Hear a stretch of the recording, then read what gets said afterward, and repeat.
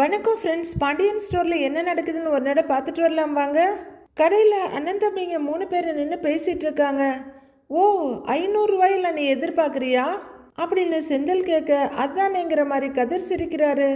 அவர் கொடுக்கறத கொடுக்கட்டும் அப்படின்னு சரவணன் சொல்லிட்டு இருக்க வண்டி சத்தம் கேட்குது. டேய் அப்படின்னு சரவணன் ஜாட காட்ட கரெக்டாக வர்றாரு அப்படின்னு ஆபீசர் செந்தில் அந்த இடத்த விட்டு எழுந்திருக்கிறாரு. அவர் அப்படியே நைஸாக எழுந்து அந்த இடத்த விட்டு வெளியே வர பாண்டியன் அந்த சீட்டுக்காகவே பிறந்தவர் மாதிரி போய் உட்கார்ந்துக்கிறாரு. கதிரை பார்த்து, எலை நீ எதுக்குடா இங்கே வந்த அப்படின்னு கேட்க, சும்மா தான் வந்தேன் அப்படின்னு கதிர் சொல்ல, சும்மாவா? வீட்டில் வச்சு அசிங்கப்படுத்தினது பத்தாதுன்னு இப்போ கடையில் வச்சு அசிங்கப்படுத்த வந்தியாக்கும் அப்படின்னு கேட்குறவர் செந்தில ஒரு பார்வை பார்க்க அவர் வேற பக்கம் திரும்பிக்கிறாரு. ஏண்டா சரவணா, இவனுக்கு என்னடா இங்கே வேலைன்னு கேட்குறாரு. இல்லப்பா, வியாபாரிங்க கிட்ட பேசுறதுக்கு நான் தான் செந்தில வர சொன்னேன் அப்படின்னு சரவணன் சொல்ல, பேசியாச்சான்னு கேட்குறாரு பாண்டியன். பேசிட்டோம் இல்லைன்னு செந்தில் கேட்க, பேசிட்டோங்கிறாரு சரவணனும். பேசியாச்சுன்னா இவங்க 2 பேரையும் கிளம்ப சொல்லுடா அப்படின்னு பாண்டியன் சொல்ல, சரவணனுக்கே ஒரு மாதிரி ஆயிடுது. 2 பேருக்கும் கொஞ்சம் டக்குன்னு சங்கடம் ஆயிடுது. டேய் கிளம்பலாமாங்கிற மாதிரி கண்ணாலேயே ஜாட காட்டுறாரு செந்தில். போலான்னு கதிரும் தலையாடுறாரு. அப்படின்னு சரவணன் கிட்ட ஜாட காட்டிட்டு 2 பேரும் கிளம்பிடுறாங்க. ஏண்டா இலை சரவணா அப்படின்னு பாண்டியன் கூப்பிட, அப்பாங்கிறாரு. இவனுங்க பேச்செல்லாம் கேட்காதடா, உன்னைய கெடுத்து குட்டி செவராக்கி போடுவானுங்க அப்படின்னு பாண்டியன் சொல்ல, இதுக்கு சரவணனால என்ன பதில் சொல்ல முடியும்? டேய் மூட்டையெல்லாம் அடுக்கி வச்சியான்னு கேட்க, இதோ இப்போ அடிக்கிடுறேன்ப்பா அப்படின்னு வெளியில வர்ற சரவணன் யோசிச்சுக்கிட்டு திரும்பி அவங்க அப்பாவை பார்க்குறாரு. என்னடான்னு பாண்டியன் கேட்க தயக்கமா இருக்கு சரவணனுக்கு. உடனே வேர்வையை தொடச்சிட்டு, இல்லப்பா ஒன்றும் இல்லைங்கிறாரு. ஏய் இருடா, என்னமோ கேட்க வந்தவன் கேட்காம கம்முன்னு போற அப்படின்னு பாண்டியன் விடாம கேட்க, வந்துப்பா அப்படின்னு எச்சில் முழுங்கிக்கிட்டு, எனக்கு கொஞ்சம் பணம் வேணுங்கிறாரு. அடுத்த கேள்வி பாண்டியன் கிட்ட இருந்து வந்து விழுவது பாருங்க, எதுக்குடான்னு. சரவணனுக்கு ரொம்ப சங்கடமா இருக்கு. அவரு கழுத்தை தொடச்சிக்கிட்டு தாடையெல்லாம் தொடச்சிக்கிட்டு, இல்லப்பா மயிலுக்கு கிஃப்ட் வாங்கி கொடுக்கணும் அப்படின்னு சரவணன் சொல்லி முடிச்சிட பாண்டியன் சிரின்னு சிரிச்சிட்டு, அப்படியா, இந்தாடா இதுல 1000 ரூபாய் இருக்கு, போதுமானு பயங்கர இன்ப அதிர்ச்சி கொடுத்துடுறாரு. அப்பா அப்படின்னு சரவணன் சொல்ல, இந்தாடா வாங்கிக்கடா அப்படின்னு நீட்ட சரவணன் வாங்கிக்கிறாரு. அந்த பிள்ளைக்கு பிடிச்ச மாதிரி ஏதாவது ஒண்ணு வாங்கி கொடு அப்படின்னு பாண்டியன் சொல்ல, சரிப்பா அப்படின்னு அந்த 2 500 ரூபாய் நோட்டை எடுத்து திருப்பி திருப்பி பாக்குறாரு சரவணன். அவரால் நம்பவே முடியல. ஃபியூ மினிட்ஸ் அப்படியே தயங்கி நின்றுட்டு இருக்கிறவரு அதுக்கப்புறம் தான் வேலையை பார்க்க போறாரு. ஆபீசர் செந்தில் பைய ஆட்டிக்கிட்டே ஜாலியா நடந்து வர கூட கதிரும் வர்றாரு. நல்ல வேலைடா, ஜஸ்ட் மிஸ் அப்படின்னு செந்தில் சொல்ல, ஆமா இல்லை நான் உட்கார வச்சு அட்வைஸ் பண்ணி இருப்பாரு அப்படின்னு கதிர் சொல்ல, இந்த அண்ணன் ஏண்டா இப்படி இருக்குது, நம்ம கடையில இருந்து பணம் எடுக்கிறதுக்கு அம்புட்டு யோசிக்குது அப்படின்னு செந்தில் சொல்ல, அதுதான் எனக்கும் புரியல அப்படின்னு கதிரும் ஒத்து ஊதுறாரு. எப்படியும் சம்பளம் கொடுக்க மாட்டாரு.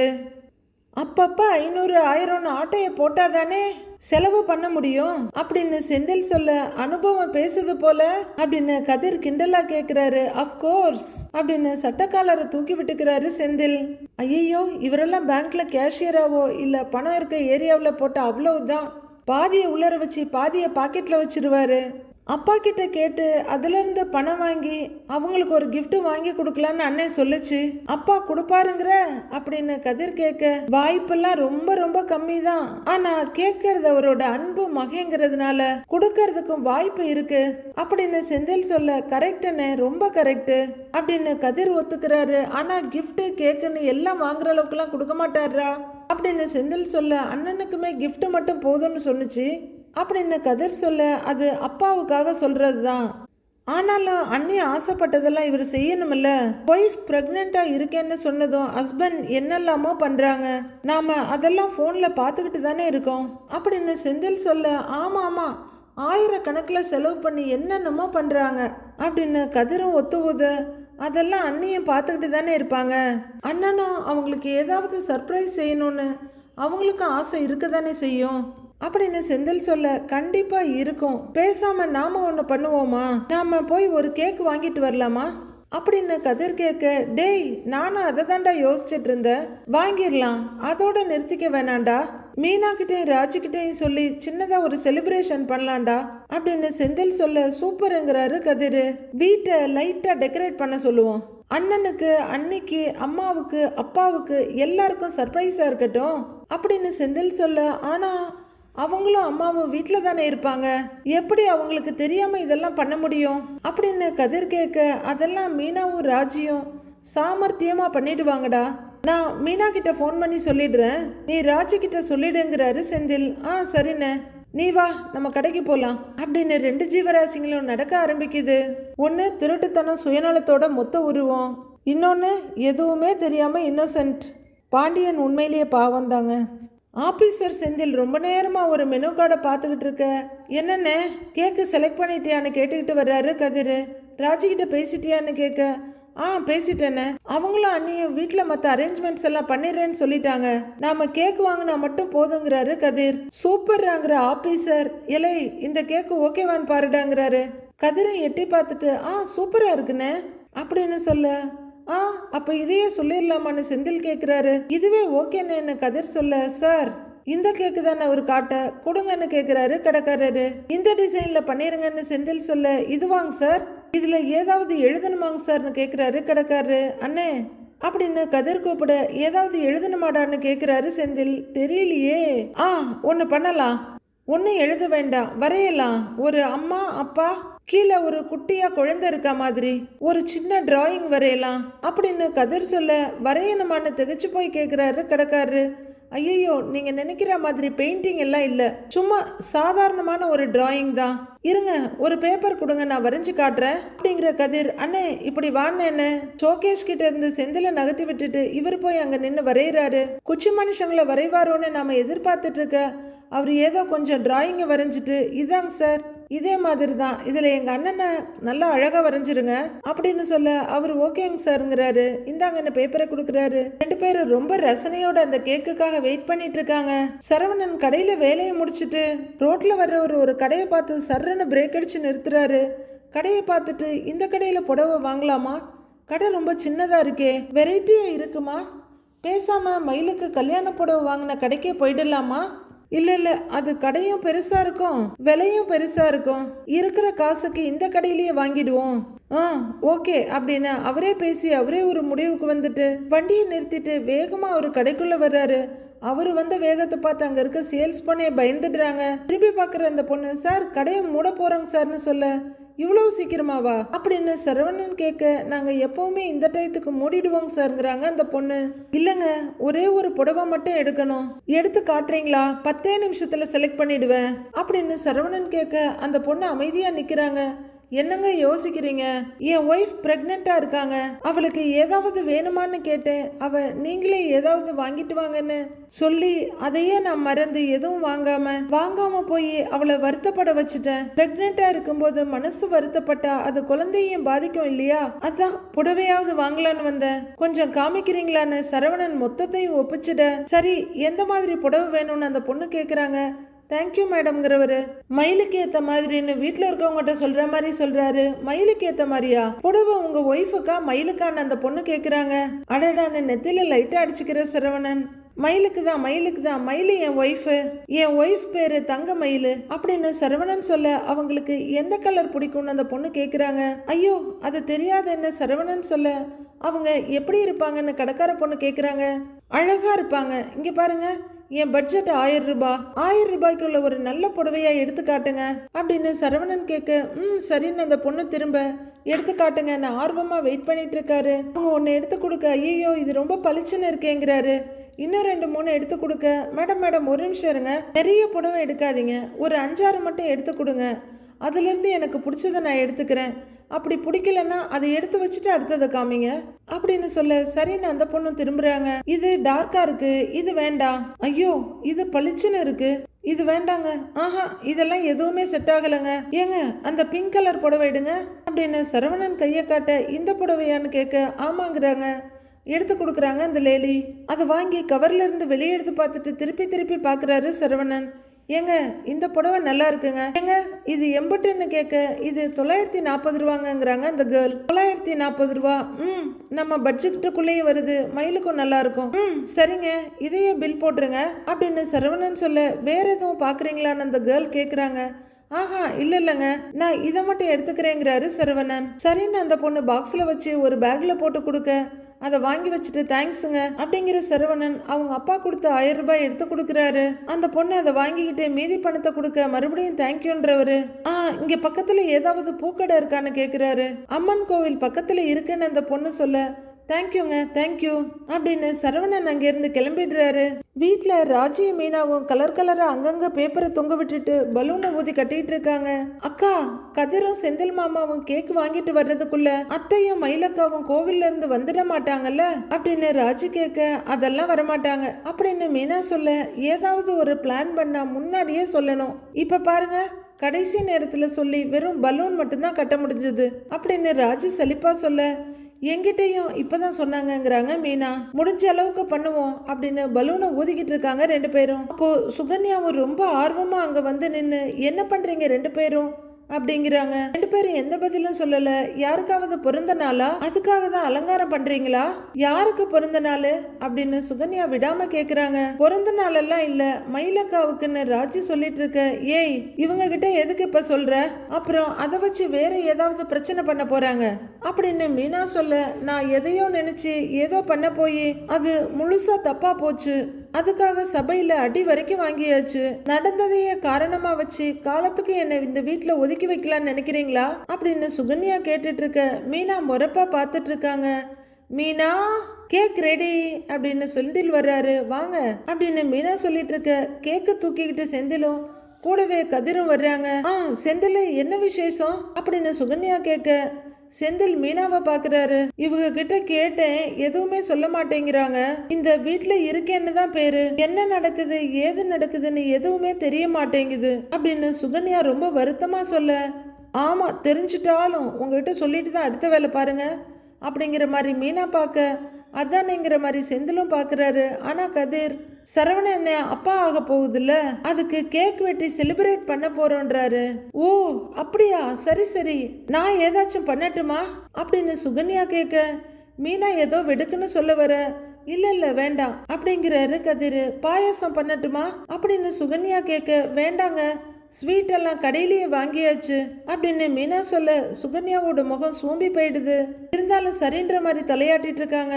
அப்போ சரவணன் அங்கங்க தொங்க தோரணம் இதெல்லாம் பார்த்துக்கிட்டு வர அண்ணே வாண்ணே அப்படின்னு செந்திலும் கதிரும் சொல்லிட்டு இருக்காங்க. டேய் என்னடா இதெல்லாம் அப்படின்னு சரவணன் கேட்க நீ கோடு போட்ட நாங்க அதுல அப்படியே ரோடே போட்டுட்டோம் அப்படின்னு ஆபீசர் சொல்ல கதிரும் சிரிச்சிட்டு இருக்காரு. புரியல அப்படின்னு சரவணன் குழப்பமா பார்க்க மீனாவும் ராஜையும் சிரிச்சிட்டு இருக்காங்க.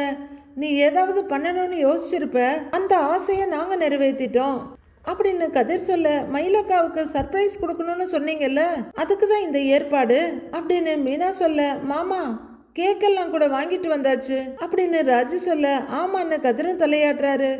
உடனே டேபிள் மேல இருக்க கேக் பாக்ஸை பார்த்துட்டு டேய் ஏண்டா எதுக்குடா இதெல்லாம் அப்படின்னு சரவணன் கேட்க அண்ணன் ஆசைப்பட்டதை நிறைவேற்றுறது தம்பிங்களோட கடமை இல்ல அதாங்கிறாரு கதிரு.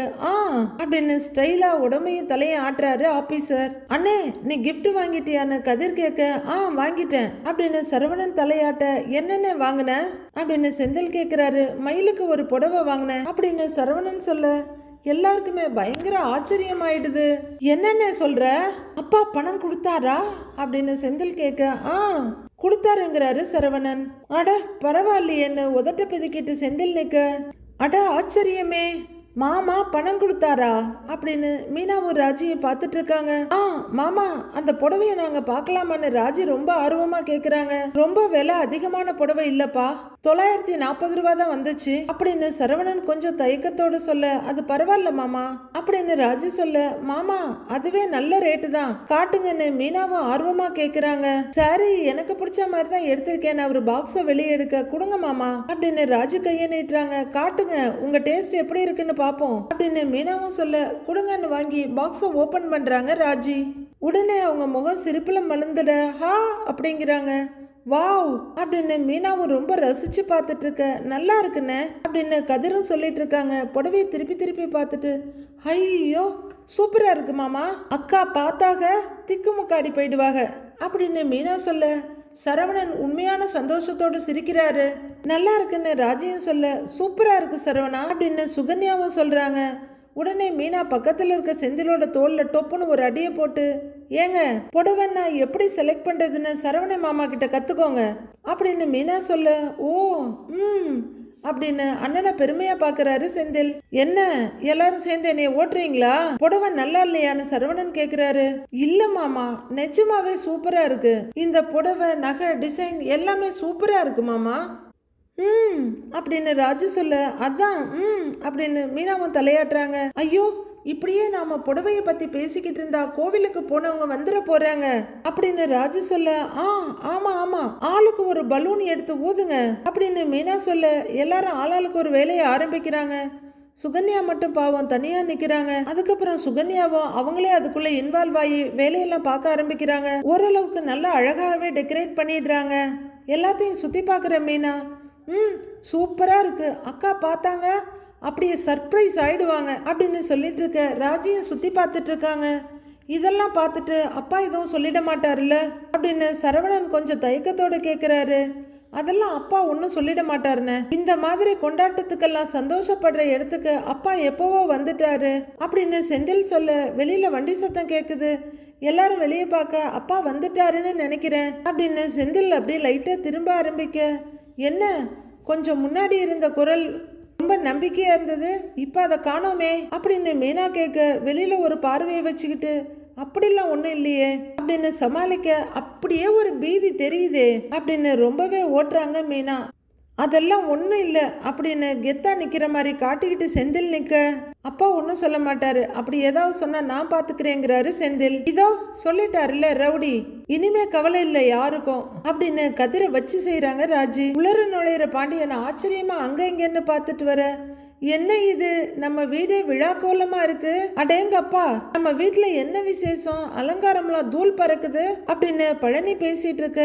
டேய் என்னடா எதுக்குடா இதெல்லாம்னு பாண்டியன் கேக்குறாரு. அப்பா மயிலுக்குன்னு சரவணன் சொல்ல, மயிலுக்கு என்னடா பிறந்த நாளான்னு கேக்குறாரு பாண்டியன். இல்லையே, கொஞ்ச நாளைக்கு முன்னாதானே பிறந்த நாள் கொண்டாடணும் அப்படின்னு பாண்டியன் யோசனையா சொல்ல, சரவணன் எப்படி சொல்றதுன்னு தயங்கிட்டு நிக்கிறாரு.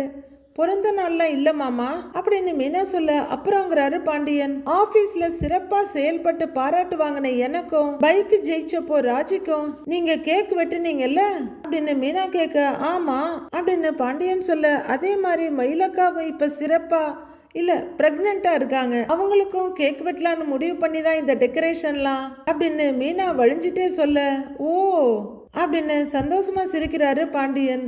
அதானா அப்படின்னு பழனியும் சிரிக்கிறாரு. சரவணன் மட்டும் நர்வஸா நின்னுட்டு இருக்க, ஏன்பா இத மயில வீட்டுக்கு வந்தப்பவே பண்ணிருக்கலாமேங்கிறாங்க. பண்ணி இருக்கணும் தான் மாமா, அப்ப தோணல, அதான் இப்ப பண்ணிட்டோம் அப்படின்னு ராஜு சொல்றாங்க. ஏண்டா சரவணா, மயிலுக்கு ஏதோ கிஃப்ட் வாங்கணும்னு சொன்னியேடா, வாங்கிட்டியான்னு கேட்க, வாங்கிட்டேங்கப்பா, ஒரு நிமிஷம்ப்பா, அப்பா இந்தாங்க பில்லுன்னு நீட்டுறாரு. ஏய் லூசு பயிலாடா நீ, பைடா பில்ல காமிச்சிட்டு இருக்கிறான் வந்து அப்படின்னு பாண்டியன் சொல்ல, சரவணன் அப்படியே திகச்சு போய் நின்றுட்டு இருக்காரு. ஐயோ, இவன் அநியாயத்துக்கு இப்படி நல்லவனா இருக்க போய் தான் மச்சான் எங்களை அந்த பாடுபடுத்துறாரு என்ன அப்படின்னு பழனி தனக்குள்ள புலம்பிட்டு இருக்க. எலே என்ன முணுமுணுப்பு அப்படின்னு பாண்டியன் கேக்குறாரு. அது அது வேற ஒண்ணும் இல்ல மச்சான், இந்த கேக்கு எப்ப வெட்டுவாங்கன்னு எனக்கு நானே கேட்டுக்கிட்டு இருந்தேன் அப்படின்னு பழனி சமாளிக்க. டேய் கேக்கு வெட்டுறதுக்கெல்லாம் நேரங்காலமாடா பார்த்துக்கிட்டு இருப்பாங்க, மயிலு வந்துருச்சுன்னா உடனே வெட்ட வேண்டியதுதான் அப்படின்னு பாண்டியன் சொல்ல, சரிங்க மச்சான்னு தலையாட்டுறாரு பழனி. மாமா அக்கா வீட்டில் இல்லை, ஏற்பாடெல்லாம் பண்றதுக்கு லேட் ஆகும்ல, அதனால தான் அவங்கள அத்தையோட கோவிலுக்கு அனுப்பியாச்சு அப்படின்னு மீனா சொல்ல சிரிக்கிற பாண்டியன், அது வேறையா, சரி அரசி எங்கப்பா அப்படின்னு நாமளும் கேட்க நினைச்ச கேள்வியை பாண்டியன் கேட்டுடுறாரு. அவளும் கூட போயிருக்கா அப்படின்னு மீனா சொல்ல, அதுக்கும் ஒரு அதிசரிய போட்டுட்டு சிரிக்கிறாரு பாண்டியன். டெக்கரேஷன்லாம் முடிச்சுட்டு எல்லாம் சுத்தி நின்னுகிட்டே இருக்கிறாங்க. உட்கார்ந்துருக்க பாண்டியன் சலிச்சு போய், ஏன்பா போய் உங்க அத்தை கூட தானே அனுப்பி வைப்பீங்க, அவ நல்ல காலத்திலேயே மனசுல 50 வேண்டுதல் வச்சிருப்பா, இத பூரா நிறைவேற்றினதும் புதுசா வேற ஒரு 50 வேண்டுதல் வச்சிருப்பா, இதெல்லாம் வேண்டி முடிச்சுட்டு அவ வர்றதுக்கு விடிஞ்சு போயிடும் அப்படின்னு பாண்டியன் சலிச்சுக்க. ஆமா எந்த கோயிலுக்கு போயிருக்காங்கன்னு கேக்குறாரு கதிர். அம்மன் கோவில்னு ராஜு சொல்ல, நான் வேணா போய் கூட்டிட்டு வந்துட்டுமாங்கிறாரு கதிர். அப்ப வெளியில சத்தம் கேட்க, அதோ ஆட்டோ சத்தம் கேக்குது, வந்துட்டாங்கன்னு நினைக்கிறேன் அப்படின்னு மீனா சொல்ல, ராஜியும் எட்டி பாக்குறாங்க. பார்த்துட்டு அப்படின்னு தலையாட்டிட்டு இருக்க கோமதி ரொம்ப சலிச்சுக்கிட்டு, அப்பா ஐயோ அப்படின்னு உள்ளர வரவங்க, ஏங்க நீங்க வர்றதுக்கு முன்னாடி நான் வரணும்னு நினைச்சேங்க, அது நடக்கல. ஆமா, நீங்க எப்போ வந்தீங்க அப்படின்னு கேக்குறாங்க கோமதி. அவங்களுக்கு பாண்டியனை தவிர வேற எதுவுமே கண்ணுக்கு தெரியல. அவரு இப்பதான் வந்தேங்கிறாரு. அரசியும் மயிலும் ஆர்வமா, என்ன ஒரே டெக்கரேஷனா இருக்குது, என்னவா இருக்குன்ற மாதிரி சுத்தி சுத்தி பாத்துக்கிட்டு இருக்காங்க. ஏங்க கோவிலுக்கு போயிட்டு வரும்போது மயிலோட அம்மா ஃபோன் பண்ணாங்க. அந்த டாக்டர் கிட்ட அப்பாயின்மெண்ட் கிடைச்சிருச்சான். நாளைக்கு அந்த டாக்டர் கிட்ட மயில செக்கப்க்கு கூட்டிட்டு வர சொல்லியிருக்காங்க அப்படின்னு கோமதி சொல்லிட்டு இருக்க, மயில சந்தோஷமும் வெக்கமா சரவணனை பார்த்து சிரிக்க, சரவணன் அதுக்கு மேல வெக்கப்பட்டு சிரிக்கிறாரு. பாத்தீங்களா, குழந்தைய பத்தின பேச்சு வந்தாலே என் மக முகத்துல ஒரு தனி சந்தோஷம் வந்துருது அப்படின்னு கோமதி சொல்ல, பாண்டியனும் கெக்க பிக்கன்னு சிரிச்சிட்டு இருக்காரு. பரவாயில்லப்பா, நல்ல சரியான நேரத்துல தான் கொண்டாடுறதுக்கு ஏற்பாடு பண்ணியிருக்கீங்க அப்படின்னு பாண்டியன் சொல்ல, என்ன கொண்டாட்டம்னு கோமதி கேட்டுட்டு இருக்கும் போதே டப்பார்னு ஒரு பலூன் வெடிக்கிற சத்தம் கேக்குது. அச்சோ அப்படின்னு கோமதி அதிர்ந்து அங்கேயும் இங்கேயும் பார்க்க, என்ன பலூன் எல்லாம் கட்டி வச்சிருக்கீங்கன்னு கேக்குறாங்க அரசி. மயிலக்கா பிரெக்னெண்டா இருக்காங்கல்ல, அதை நாம செலிப்ரேட் பண்ண போறோம் அப்படின்னு மீனா சொல்ல, ஓ அப்படின்னு கோமதி கேட்டுட்டு இருக்க, மயிலு அச்சுச்சோ அப்படின்னு ரொம்பவே எக்ஸைட் ஆகி பாக்குறாங்க. ஆமாக்கா, கேக் கட்டிங் கிஃப்ட்னு சும்மா அப்படியே அமர்க்கலை படுத்த போறோங்கிறாங்க ராஜி. மயிலுக்கு சந்தோஷம் தாங்க முடியல, அவங்களுக்கு பேச்சே வரல. எல்லா ஏற்பாடும் சரவண மாமாவுடையது அப்படின்னு ராஜி சொல்ல, மயில ரொம்பவே சந்தோஷமா சரவணனை பார்க்க, இல்ல கிஃப்ட் மட்டும்தான் என்னோடையது, இந்த டெக்கரேஷன்லாம் அப்படின்னு அவர் ஆரம்பிக்க, அதுவும் அண்ணனோட இதுதான் அப்படின்னு செந்தில் முடிச்சிடுறாரு. சரவண திக்குன்னு பார்க்க, அண்ணே சும்மா இருண்ண அப்படின்னு செந்தில் மிரட்டிடுறாரு. மயில் ஓவரா எக்ஸைட் ஆகி சந்தோஷத்துல முகமெல்லாம் பிங்க் கலரா மாறி போய் நிக்க, எவ்வளவு அருமையா பண்ணியிருக்காருன்னு பாத்தீங்களா அப்படின்னு செந்தில் கேட்க, மயிலு ரொம்பவும் பெருமையும் சந்தோஷமும் ஆச்சரியமுமா சரவணனை பார்க்க, எங்க நானா அப்படின்னு கேக்குறாரு சரவணன். ஆமா அப்படிங்கிற மாதிரி செந்தில் தலையாட்ட அவரு அமைதியாயிக்கிறாரு. ஏய், நீங்க 2 பேரும் இந்த பிளான்ல உடந்தையா? எனக்கு தெரியக்கூடாதுங்கிறதுக்காக இவளை கூட்டிக்கிட்டு கோவிலுக்கு போக சொன்னீங்களா அப்படின்னு கோமதி கேட்க, ஆஹா அப்படின்னு மீனாத்த கையாட்டிட்டு இருக்க, அத்தை உங்களுக்கு தெரியக்கூடாதுன்னா இல்ல, மயிலக்காவுக்கு தெரியக்கூடாதுன்னு அப்படின்னு ராஜு சொல்ல, ஓ அப்படின்னு கோமதி பார்த்துட்டு இருக்க, மயிலுக்கு பேச்சே வரல. எக்ஸ்ட்ரீம் ஹாப்பினஸ், 7th ஹெவன்ல இருக்கிறாங்க அவங்க சந்தோஷத்துல அழுதுடுவாங்க போல இருக்கு. முதல்ல கிஃப்டா இல்ல கேக் கட்டிங்கா அப்படின்னு செந்தில் கேக்கு. கிஃப்டா? அது வேற இருக்கா? என்ன கிஃப்ட் அப்படின்னு பயங்கர ஆச்சரியமும் ஆனந்தமுமா கேக்குறாங்க மயிலு. அக்காவே வாயை திறந்து கேட்டுட்டாங்கல்ல, கொடுத்துருங்க மாமா அப்படின்னு மீனா சொல்ல, இல்ல ரூம்ல வச்சு கொடுக்கறேனேங்கிறாரு சரவணன். டேய் ஏண்டா, நாங்கெல்லாம் பார்க்க கூடாதா? ஏன் நாங்க என்ன அப்படி கண்ணா வைக்க போறோம் அப்படின்னு கோமதி கேட்க, அம்மா அப்படியெல்லாம் ஒண்ணும் இல்லம்மா அப்படின்னு சரவணன் சொல்ல, அப்ப எடுத்து கொடுடா, நாங்களும் பாப்போம் இல்லங்கிறாங்க கோமதி. அண்ணே எடுத்து கொடுன்னு அப்படின்னு செந்தில் சொல்ல, மாமா கொடுங்க மாமா, எடுத்து கொடுங்க சீக்கிரம் அப்படின்னு மீனாவும் சொல்ல, ஐயோ அப்படின்னு மயிலு சந்தோஷத்துல டிங் டிங்னு ஆடிட்டு இருக்காங்க. வழக்கம் போல 2 கையும் சேர்த்து நம்பியார் மாதிரி பிசைஞ்சுக்கிட்டே இருக்க, சரவணன் அந்த பேக்ல இருந்து பாக்ஸ் எடுத்து அதை ஓபன் பண்ணி இந்தான்னு நீட்ட, மயிலுக்கு ரொம்ப ஆனந்த அதிர்ச்சி. ஐயோ மாமா எனக்காகவா அப்படின்னு மயில கேட்க, அவளுக்கு புடவை வாங்கிட்டு வந்திருக்கியான்னு கோமதியும் கேட்க, ஆமாங்கிறாரு சரவணன் 2 பேருக்கும் பொதுவா. ஆமாமான்னு சொல்றவரு மயிலு இந்தா வாங்கிக்கன்னு சொல்ல, அவங்க மாமா மாமா அப்படின்னு ரொம்ப உணர்ச்சி வசப்பட்டு அதை கையில வாங்க சரவணன் மயில ரசிச்சிட்டு இருக்காரு. புடவைய கையில வாங்குற மயிலு ரொம்பவும் நன்றியோடையும் சந்தோஷத்தோடையும் சரவணனை பாக்குறாங்க. நாளைக்கு மயில செக்கப்காக டாக்டர் கிட்ட போறாங்க. டாக்டர் என்ன சொல்ல போறாங்க, குதூகலமா இருக்க குடும்பத்துக்கு அது நீடிக்குமா அப்படிங்கறதெல்லாம் நாளைக்கு பார்க்கலாம் ஃப்ரெண்ட்ஸ்.